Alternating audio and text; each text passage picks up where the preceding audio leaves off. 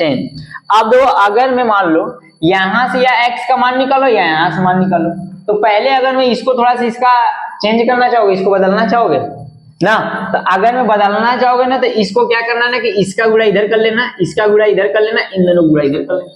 तो बताओ 2 एक कम 2x हो जाएगा, और 3 एक कम 3y हो जाएगा, और 3 दूनी के 6 हो जाएगा बराबर 6। बोल भाई इतना क्लियर है? बताओ ये इधर भाग करा इधर जाएगा तो पूरा, तो 2x + 3y = 36 हो जाएगा। अब इसको मान लो समीकरण तीसरा, कोई दिक्कत नहीं है। हाँ इसमें भी सॉल्व कर सकते हो, तो हम इसमें भी सॉल्व कर देंगे, इसमें भी सॉल्व कर देंगे। मतलब तुम लोगों को पूरा तरीका पता रहना चाहिए, ये नहीं कि मतलब हम लोग ऐसे ही कर सकते हैं ना। अब यहाँ से डायरेक्ट प्रतिस्थापन भी कर सकते हो ना। तो आप दो ध्यान सुनो, इससे प्रतिस्थापन करें या इससे करें या इससे करें, तीनों से एक ही आंसर आएगा।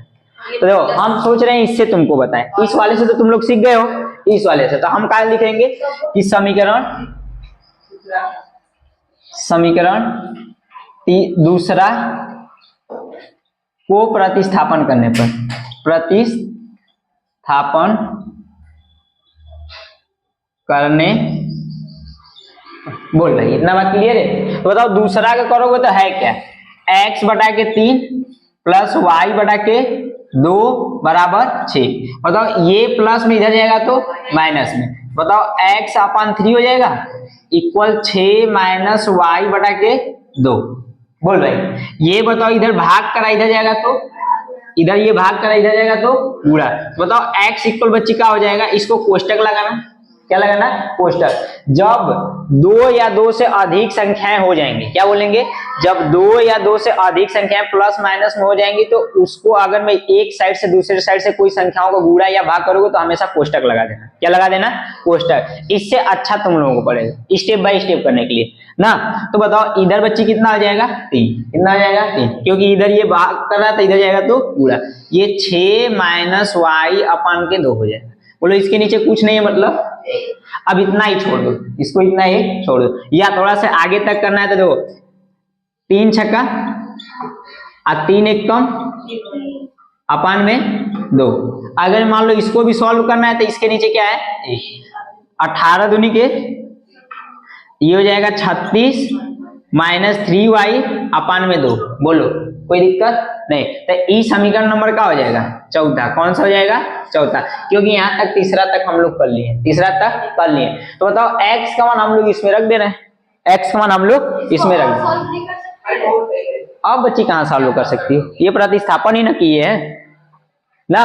तो x का मान किसमें रख देंगे हम लोग, x का मान समीकरण दूसरा पहला में रखने पर,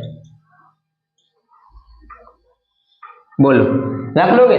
तो बताओ इसको अगर मैं इसमें रखोगे तो बताओ x का मान भाई तुम लोग लाए कितना हो, ये हो जाएगा 36 माइनस 3y अपान में 2, और उधर माइनस y है, इसके नीचे कुछ नहीं मतलब 1 है। अब बताओ उधर बराबर में क्या है 3, बताओ इसका गुणा इधर और इसका गुणा इधर, तो बताओ 1 का गुणा करोगे तो वहीं आएगा। तो बताओ ये कितना हो जाएगा 36 माइनस 3y, और इसका इसमें गुणा करोगे तो माइनस 2y, और इन दोनों को आपस में मल्टीप्लाई करोगे तो क्या आएगा 2। कोई दिक्कत नहीं, बराबर का हो जाएगा 3। बोलो कुछ ही समझ में आ रहा है ना, ठीक है। अब बताओ ये इधर क्या कर रहा है, भाग क्या कर रहा है, इधर जाएगा तो 2 3। आप दो ध्यान से सुनो, तो यहां से अगर मैं सॉल्व करोगे तो देखो वो क्या हो जाएगा, इन दोनों को सॉल्व कर लो तो 3 2 5, देखो माइनस माइनस जुड़ जाएगा, समान चिन्ह जुड़ता है। आप देखो ध्यान से सुनो, तो इसको क्या लिख लोगे 36 माइनस 5y, और ये इधर भाग कर रहा है इधर जाएगा तो गुणा, 3 दूनी के 6 बराबर बच्ची का हो जी 6। कोई दिक्कत? बताओ अगर मैं तुम लोग चाहोगे तो ये इधर प्लस में इधर जाएगा तो माइनस में, तो बताओ माइनस 5y इक्वल 6 माइनस 36 हो जाएगा, घटाओगे तो कितना बचेगा माइनस 30। बोलो इतना बात क्लियर है, माइनस 30 हो जाएगा। बताओ माइनस माइनस 5 एक कम 5 छक्का, तो बताओ y इक्वल कितना है बच्ची, कोई दिक्कत, y का मान रख लो। तो तो हम तुम लोगों को बोले थे कि इस वाले में प्रतिस्थापन वाले मत रखना, अगले वाले सवाल में बोले थे ना, पहला वाला सवाल जब बताए थे तो इस वाले में रख लो, जिसमें तुम लोगों को रखने में अच्छा कम कैलकुलेशन करना पड़े ना उसी को करना। तो देखो हमारे हिसाब से इस y का मान इस वाले में रख लो क्योंकि इसमें कम कैलकुलेशन करना है। तो देखो y का मान समीकरण पहला में रखने पर, तो y का मान समीकरण पहला में रखने पर किसी में भी रख सकते हो ना। अब बताओ इस y का मान कितना है 6, तो बताओ x माइनस 6 इक्वल बच्चे 3 हो जी, बोलो समझ रहे हो कि नहीं। बताओ ये माइनस में इधर जाएगा तो आप दो ध्यान से सुनो, तो ये हो जाएगा 6 प्लस 3 मतलब x इक्वल कितना हो जाएगा 9। तो बताओ अतः कितना आया है x बराबर 9 और y बराबर 6। बोलो आप दो ध्यान से सुनो, इन दोनों को मान अगर मैं किसी में भी रखकर चेक कर लो, किसी में भी रखकर, और किसी में भी रखकर चेक करोगे हमेशा बराबर आएगा।